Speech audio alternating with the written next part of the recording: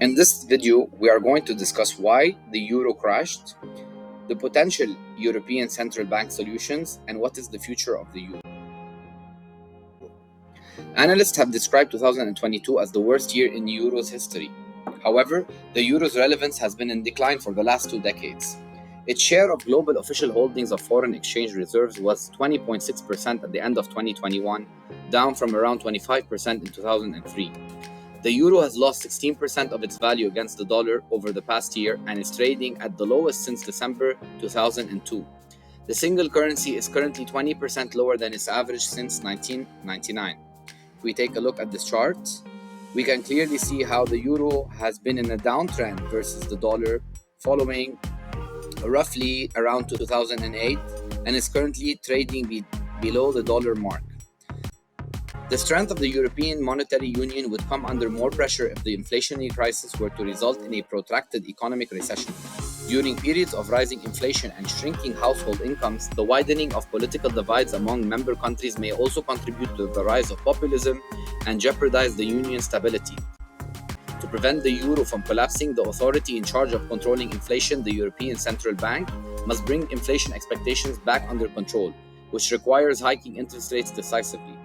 It is a bitter but necessary pill to swallow in order to avoid further negative outcomes for the euro. One of the key drivers of the euro's depreciation against the dollar in 2022 has been the widening of the monetary policy gap between the Federal Reserve and the European Central Bank. The Federal Reserve started hiking interest rates in March. This was followed by further, faster hikes.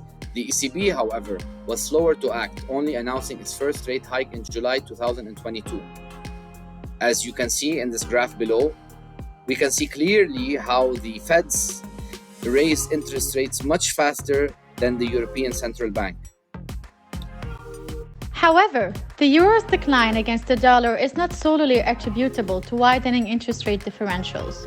The conflict between Russia and Ukraine has had significant negative effects on the eurozone's macro fundamentals, weighing on external accounts and the confidence of households, businesses, and foreign investors. Consumer confidence in the eurozone is now at an all-time low. Soaring natural gas prices in Europe were another major factor that caused the euro to fall below parity with the dollar over the summer. In particular, the wholesale gas benchmark in Europe is currently 8 times higher than US domestic natural gas prices, giving European companies and consumers a big competitive disadvantage compared to those in the US. Is there more trouble ahead? The record high inflation and the bleak outlook for the economic growth may still weigh on the euro's performance in the coming months. Growing pessimism has already resulted in a significant depreciation of the single currency, down 16% in the past year, and it is hard to identify catalysts that could reverse the euro's course. Despite the European Central Bank starting its hiking cycle later, it is not entirely clear that it can raise rates faster or for longer than the Fed. This means the euro may continue to struggle against the dollar. The possibility of a further devaluation is real, in a scenario where the euro falls well below parity if energy and inflationary problems persist over the winter. According to a recent International Monetary Fund (IMF) study, the German economy, the engine of the eurozone, could see a GDP decline relative to a baseline levels of approximately 1.5% in 2022, 2.7% in 2023, and 0.4% in 2024, with no gains in subsequent years from deferred economic activity. This could have a domino effect on the other eurozone members, which are inextricably linked to Germany's economy. By announcing the Transmission Protection Instrument (TPI) in July, the ECB has temporarily curbed the risks of a new sovereign debt crisis in the eurozone. Rising government deficits as a result of the gas prices, however, alongside political actions in Italy, are risks that could bring sovereign spreads back into focus in the coming months. What is the capacity for the European Central Bank to respond to the situation?